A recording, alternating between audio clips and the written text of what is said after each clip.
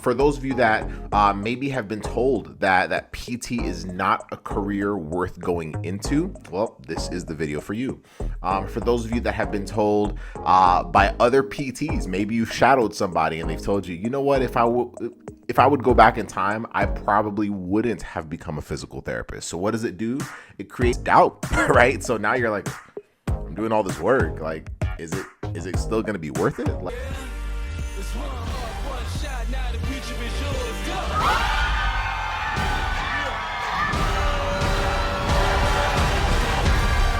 turning dreams into reality. Hey, what is up? How are you doing? My name is Joseph Ngugi. I am a physical therapist. I'm also one of the co-founders of Pre-PT Grind, where we help you get into physical therapy school without wasting time or money. This video is a little different. And the reason why it's different is because it's talking about the potential of physical therapy not being around in the next 5, 10, 15, 20 plus years. And so I have titled this one, Is Physical Therapy Dying in 2022? And this is a super important one. Trust me, I'll break it all down. But the reason why this video is so important is because this is really having the conversation that many of us have not been able to have, right? So for those of you that maybe have been told that PT is not a career worth going into, well, this is the video for you. For those of you that have been told by other PTs, maybe you've shadowed somebody and they've told you, you know what, if I would go back in time, I probably wouldn't have become a physical therapist. So what does it do? It creates doubt, right? So now you're like, I'm doing all this work. Like, is it still going to be worth it? Like, is it worth it to go into a profession? Is it worth it to pay 70, 80, 90, $100,000+ for PT schooling if it wouldn't be worth it to another person that's already a physical therapist? Like, that stuff throws you off. And I'm telling you this stuff because not only have I experienced it, or Casey experienced it as former pre-PTs years back, but we've had plenty of students tell us these things. So that's why I'm having this conversation with you, because for you, or maybe any of your friends that have wanted to be a physical therapist for a very long time and are now second guessing it, or like, man, there's a lot of changes, there's a lot of people that are potentially dissatisfied, like, is this worth going into still? Like, send them to this video, please. And thank you. And then also, if maybe you've seen some of the big changes, right? Especially recently, there's changes with reimbursement, right, for insurance. And I'm not going to break that down.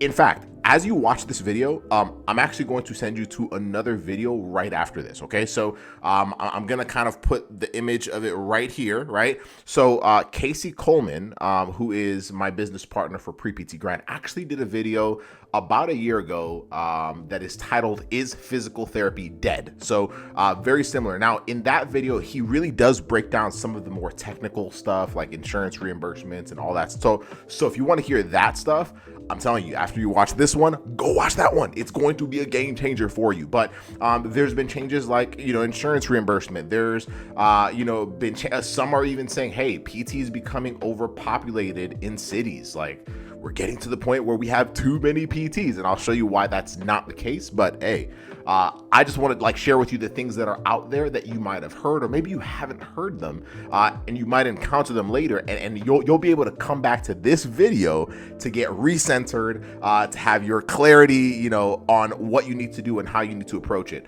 Also, changes due to COVID, right? So there's been a lot of changes where over the past couple years, things have gone online. Clinics are not as busy sometimes, and sometimes they are, right? But there's just certain things that have shifted, and all of a sudden people are just asking the question, is physical therapy worth it still? But more importantly, is physical therapy going to be around in the next 5 years, in the next 10 years, in the next 20 years? And so that's what I want to talk about, because if you can grasp that, then what I want is, especially for you, if you're a pre-PT, or maybe some of you are watching this as a PT student, I just want you to have peace and fulfillment in your career choice. Now, for those of you that are like, you know what, I've wanted to be a physical therapist for the past few months, years, even longer potentially, and I really love this profession, this video is especially for y'all, because I want to make sure that you guys are able to still have a fulfilled career. So let me just start from the beginning. Is physical therapy dying? No, it's not. but there has been changes, right? And if we're not willing to adjust with those changes, then yeah, it very well could, right? So I think one of the first things is to realize that, especially for you as pre-PTs, as PT students potentially, the career is in your hands, right? Like the potential or the future of the career is really in your hands. So the stuff that I'm about to talk about here in the next few moments, like, was not discussed with myself or Casey in physical therapy school. In fact, a lot of this was discussed with people that were doing the things that I'm going to tell you will literally be the game changer for our profession, and not just physical therapy, really anything in healthcare. So, but before I dive into that, let's talk about what would it actually mean for the profession to die? Like what does that even look like? Like, how does a profession even end, right? So the only way, and let's just simplify this, because at the end of the day, like a service, right? So physical therapy as a service stops to exist when the people being served don't want it, right? So if shoe stores would go out of business if people didn't want to wear shoes anymore, right?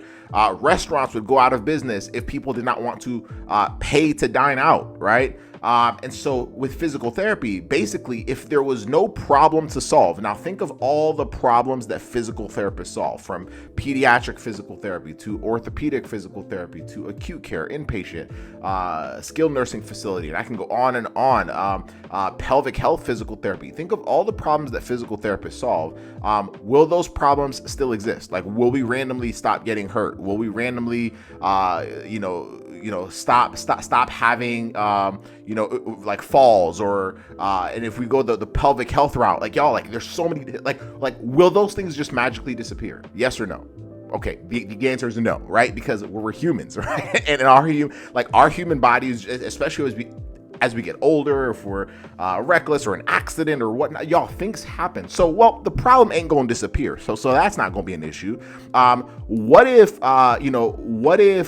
no people with that problem? Same thing. Like there's always going to be people that need the thing that we do, right? So think of what physical therapists do. Like there's always going to be people that need that. And one question that I like to ask myself sometimes is, what would it look like if physical therapy disappeared? It'd be a crap show, right? So now we know that if for any other industry, the only way that industry can disappear is if there's no longer a need for that service. Well, we know that that's not the case for physical therapy. So it has to be something else, okay? So a lot of the fears, like I said before, a lot of the fears are related to things changing with what I said before, and Casey's video is going to explain this part so well with the insurance reimbursement. A lot of that has to do with money, right? A lot of that has to do with the fact that a lot of people have gone to physical therapy school, have gotten a doctorate degree, and they are like, yo, we ain't getting paid more. Okay, that is a reality. That is a thing. But complaining about it doesn't solve anything. Like, complaining about it doesn't fix the problem. So what happens is a lot of physical therapists or students or whatnot that do not know how to increase their income are like, okay, well, let's get mad about it. Let's talk about how we deserve more and all that stuff. Well, the thing is, we're talking to the wrong people. Remember, who pay, like if a restaurant, y'all, I'm trying to use simple examples so that y'all can really grasp this. And then if this is making sense so far, for those of y'all watching this on YouTube, if this is making sense so far, can you just say makes sense so far in the comment section below? Like, I just want to make sure that this is super, super clear to y'all, right? So if a restaurant or any industry outside of physical therapy wanted to get more money, or wanted to increase their income, or wanted to not go out of business, what would they do? Well, they would figure out a way to get more people through the door, right? Super, super simple. That's like one of the biggest solutions. But as physical therapists, I'm just telling you this as students, because PT comes from, is really a nursing profession. And so for a long time, prior to maybe the last several years, for a long time, a lot of physical therapists have basically relied on getting patients from doctor referrals or whatnot. And that's still the case today. But what happens is a lot of physical therapists, and trust me, I'm not saying every physical therapist, because there's a lot of really, really solid PTs today that have started to master this and are crushing it. But the majority majority of physical therapists do not know how to talk directly to the people that are basically paying for our services, basically the customers, the patients out there.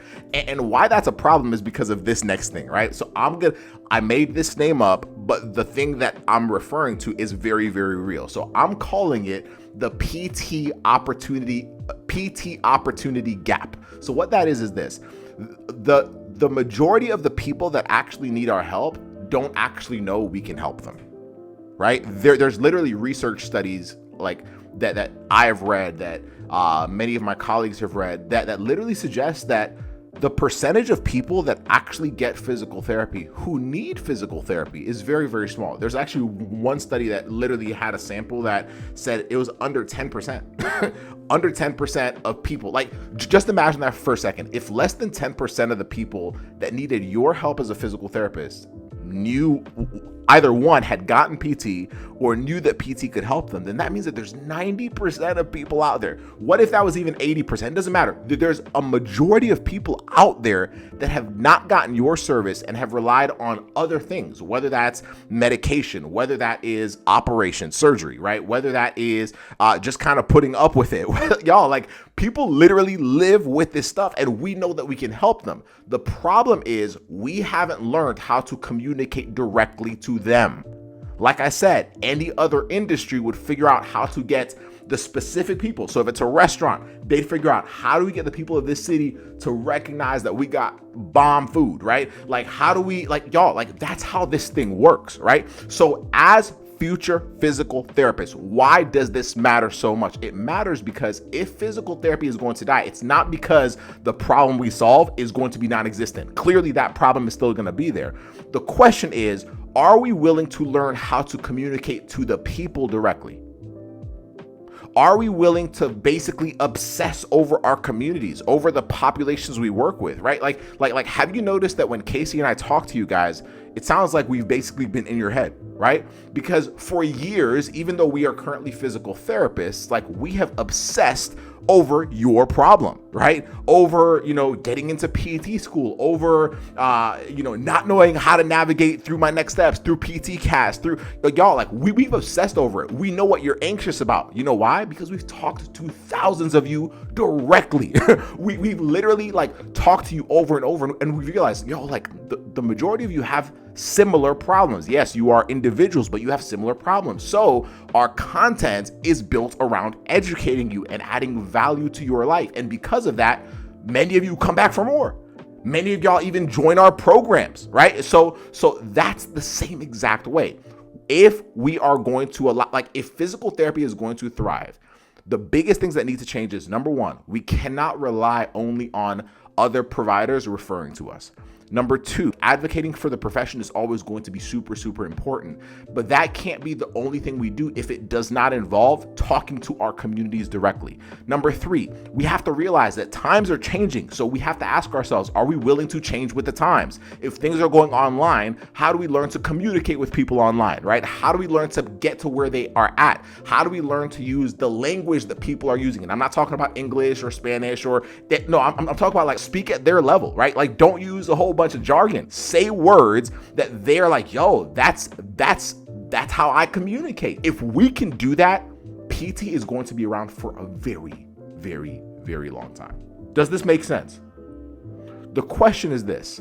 The question is, are you willing to become the future PT that can leverage the PT opportunity gap? Basically, that's willing to actually learn skills of how to talk to people, how to communicate. Words that are sometimes used are like marketing. But y'all, this is marketing. Marketing is just educating people on how you can help them. And it's not just telling them, come to our clinic. No, it's like learning how to talk about their problem. If it's back pain, it's like, hey, like if you have, like, talk to them as if you're a friend, like get into their mind. Like, what are they really, like, being held back from? And a lot of us are just so scared of online. Y'all, online is beautiful. Right? If you're listening to this right now and this has helped you, well, this is online. So if this has been valuable to you, what if you could do this for plenty of other people in your community? And if you did that, oh my goodness. PT is just like, if we go at it that way, then physical therapy is just getting warmed up. And the people that may have told you that it's dying, or the people that may have told you that it's overpopulated, or there's too many PT schools, or all that other nonsense, it's because they're not willing to change. They're not willing to learn the skills that will allow you to be able to communicate or work with the 90%. And y'all, like, I could go into this even deeper. I'm not going to go any further than this. I just want you to understand that physical therapy ain't going anywhere. The question is, are we willing to adjust? If we're willing to adjust, every industry adjusts. If we're not willing to adjust, though, well, yeah, we be basically screwed, right? But if we're willing to adjust, then one, there's no reason why we shouldn't be able to help 50% of the population that needs our help, 80% of the population that needs our help, 90% of the population that needs our help. Isn't it funny how when most of us are asked, why do you want to be a physical therapist? We always say, well, because I like to help people. Well, if you really like to help people, then we got to figure out how to leverage that PT opportunity gap, because there's a lot of people that need your help that the way the system is set up right now, you're not going to help, right? Or they had a poor experience with physical therapy, or y'all, like this stuff is real. This stuff is real. And the people that I know who have the most fulfilling careers, they understand this. The people that don't understand what I'm telling you right now are the ones that are basically, picking up jobs because of the desperation for more income. They're like, man, well, I got this doctorate. I need a job that's paying me more, even though it doesn't fulfill me as much. And I'm just going to basically take whatever pay I get. Or if I don't feel like I'm getting paid enough, I'm going to research online and figure out what do other people like me get paid? Okay, well, then I'm going to tell my boss, y'all, like that has nothing to do with the people in your community. If you can figure out how to increase the value in your community, how to get people to understand that you can help them, right? How to actually get them into the door. You will be the most valuable person in your clinic, but more importantly, you'll be able to serve the people that you feel called to serve. You will literally not have a limit on how you can serve them. But this is unfortunate. Hopefully this changes.